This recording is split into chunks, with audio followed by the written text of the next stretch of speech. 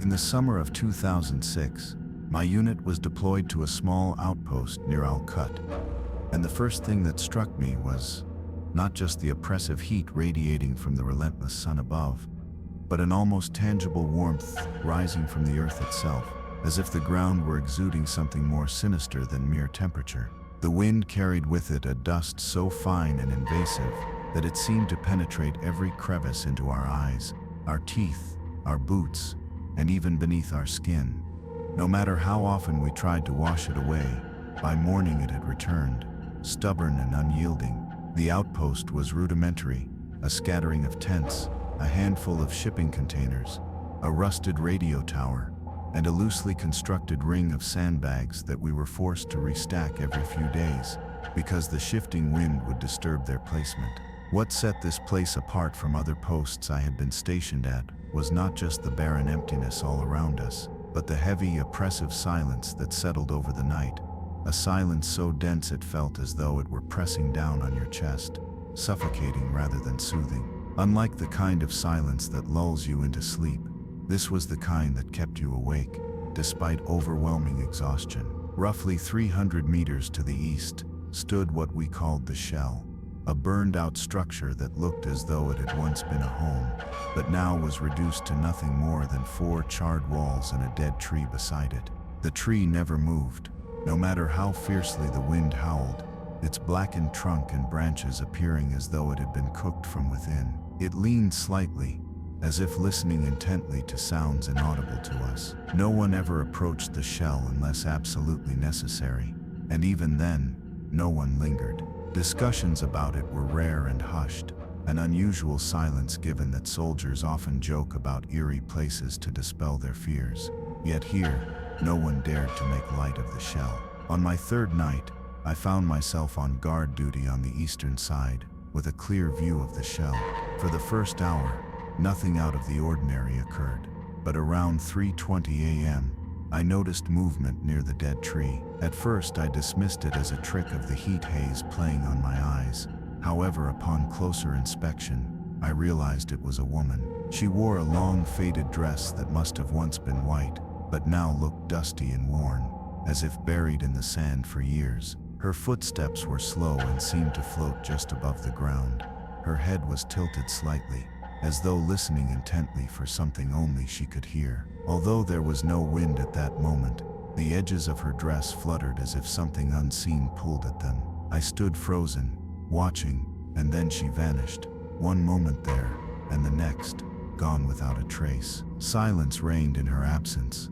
No wind stirred, no other movement followed. I did not share this vision with anyone the next day, fearing accusations of madness, but the image haunted me relentlessly. Later, when I confided in Ramirez about the Shell and asked if he had ever experienced anything strange there, he dismissed my query with a simple warning: don't follow her before walking away. His nonchalant tone, as if the phenomenon was common knowledge among the men, caused an unsettling chill to crawl up my spine. In the days that followed, I became increasingly aware of subtle disturbances around the Shell, shifts in the light, shadows that defied natural movement, and dust patterns drifting inconsistently with the wind's direction, all occurring within a narrow window between 3 o'clock and 3:30 in the morning.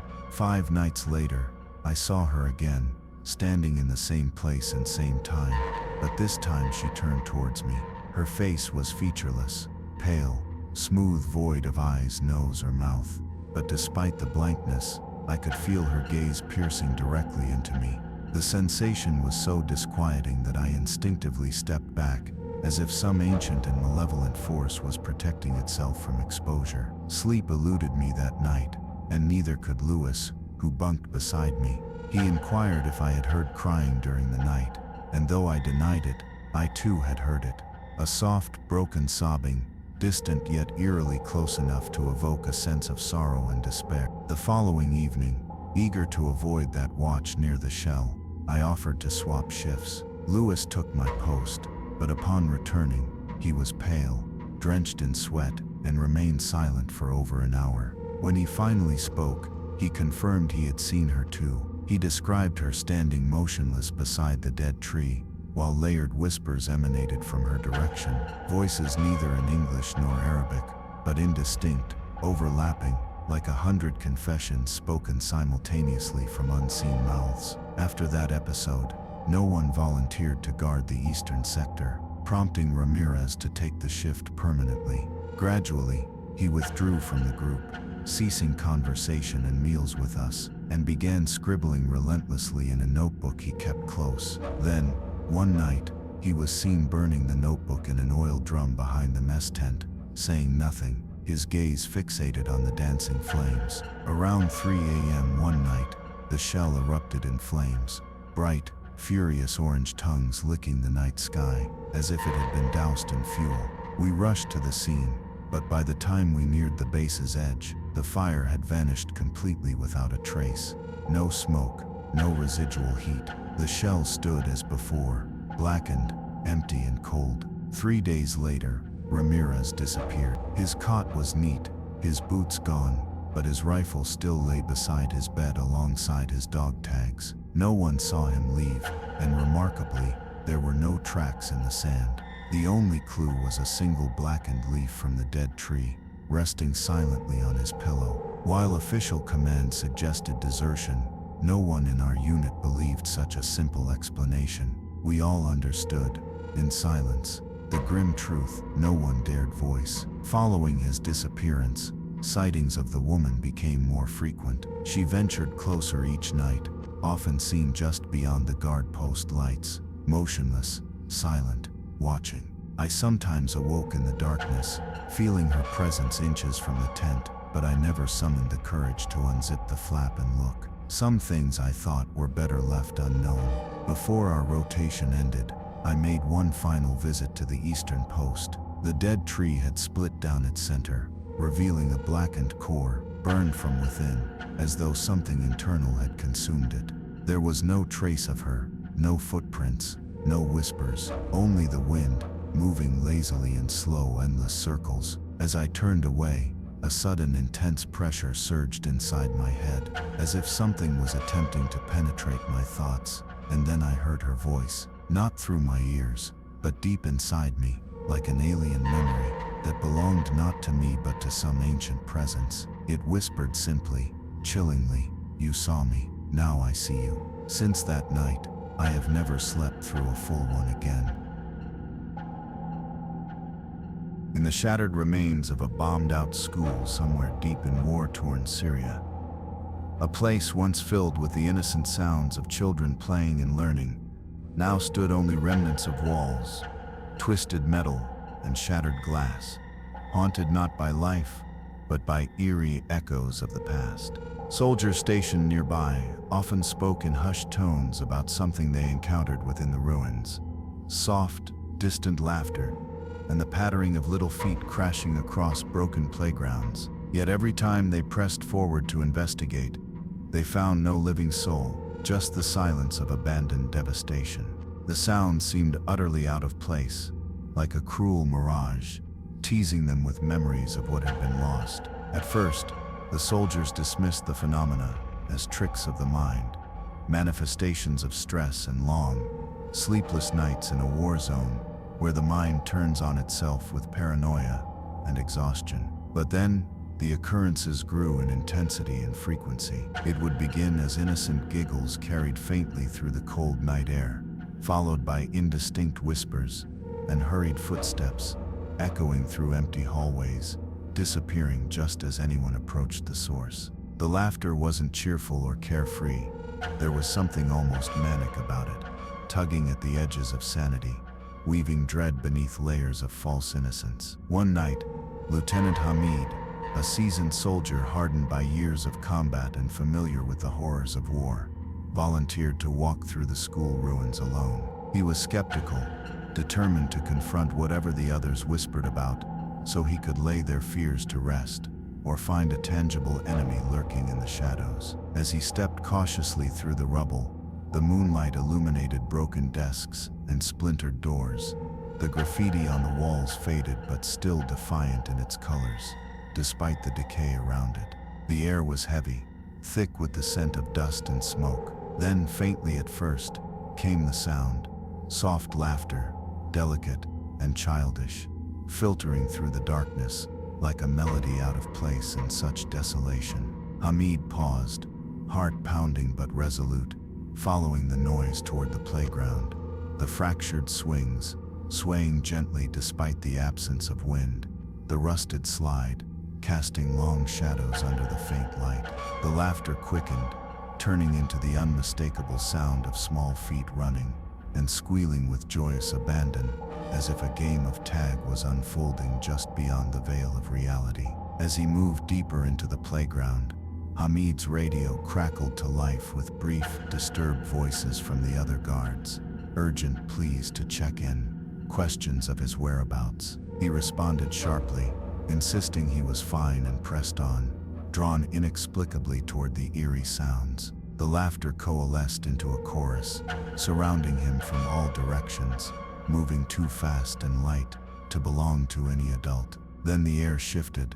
An invisible force seemed to press against him, a chilling whisper of cold seeping into his bones, despite the warm desert night. Suddenly, the ground beneath his feet seemed to tremble. Shadows lengthened unnaturally, twisting into shapes that bore the outline of small ephemeral figures darting between debris and ruins, their presence somehow both there and not there. Hamid stopped, a cold dread wrapping tight around his chest as the playful noise warped into guttural whispers layered atop one another, unintelligible yet laden with sorrow and menace. He raised his weapon instinctively, but the figures evaporated like smoke, leaving behind an icy void that seemed to suck the warmth from his very soul. His radio went silent.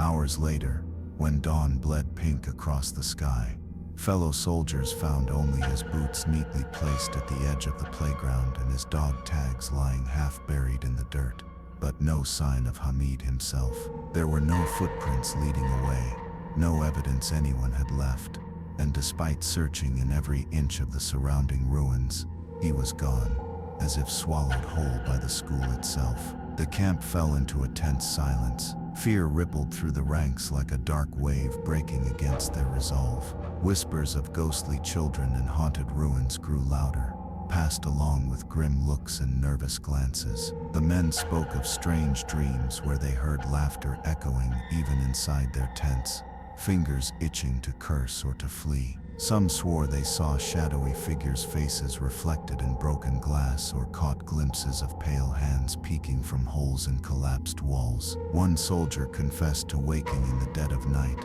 unable to move, feeling the sensation of little hands tugging at his sleeves and whispers running through his mind in a tongue ancient and fractured, full of grief and dark promises. Another told a story of standing guard near the blackened remnants of the playground, when a chilling breeze whispered a child's voice, calling his name from the darkness, drawing him toward the twisted metal remains of a jungle gym where a chilling silence quickly swallowed his breath. Despite their fears, no one dared deny the palpable dread that hung like a shroud over the school ruins, where the rubble told stories no living soul wished to hear, and the ghosts of children lost to war played eternal games beyond the veil of what's real. The soldiers' lives settled into a grim routine of avoidance and whispered warnings, each man knowing that to acknowledge the laughter too loudly risked inviting something far worse than their memories. In the end, the school became more than just a desolate ruin.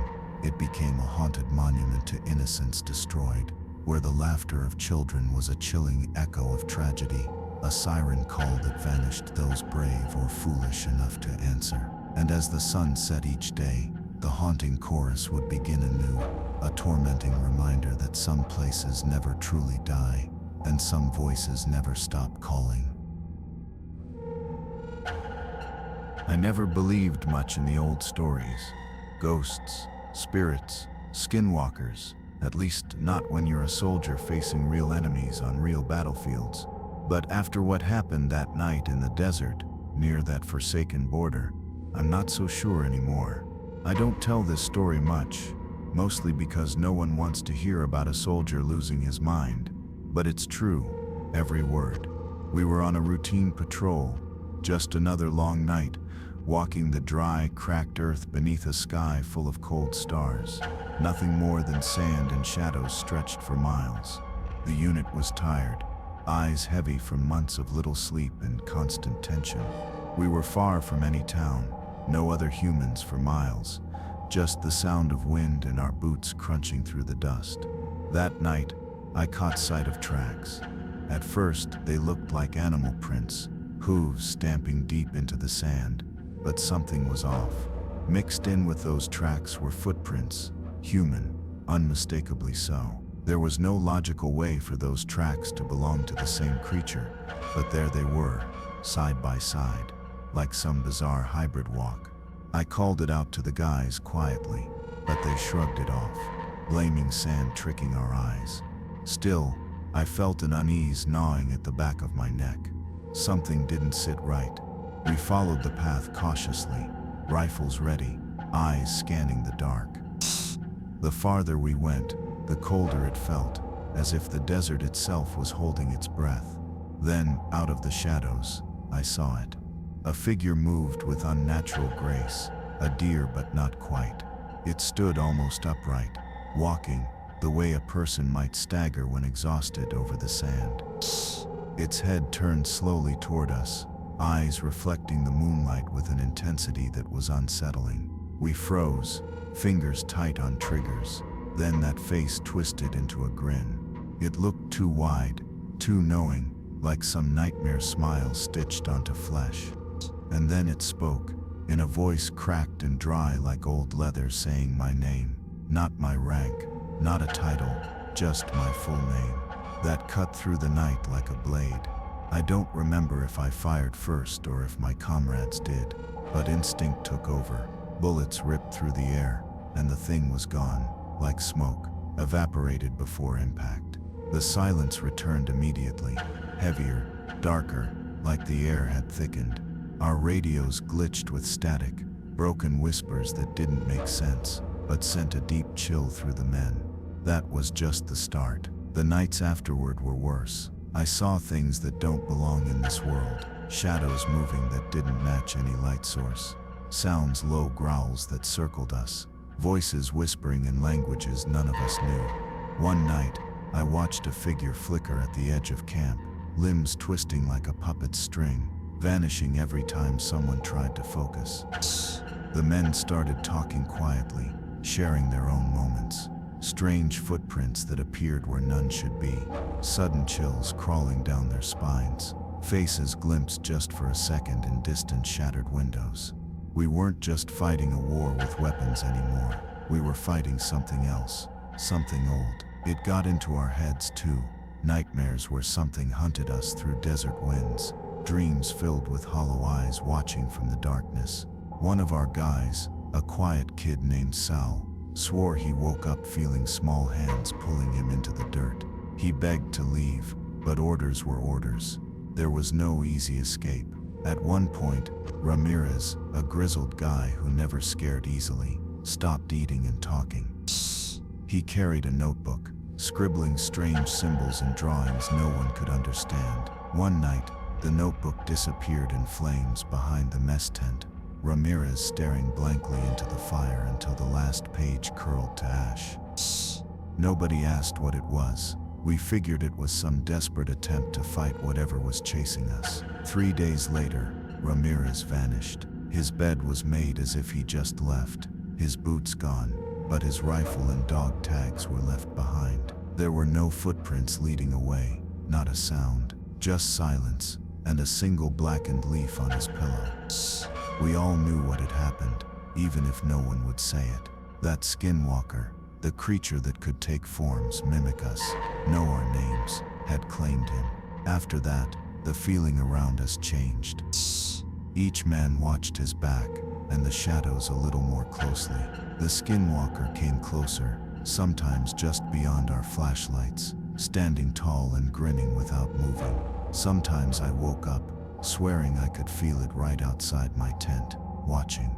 Before we rotated out, on a night when the desert wind had died to nothing, and the stars were swallowed by dark clouds, I walked to that spot where we first saw the tracks, the place where it all started. The sand was strangely cold underfoot, and the air smelled burned.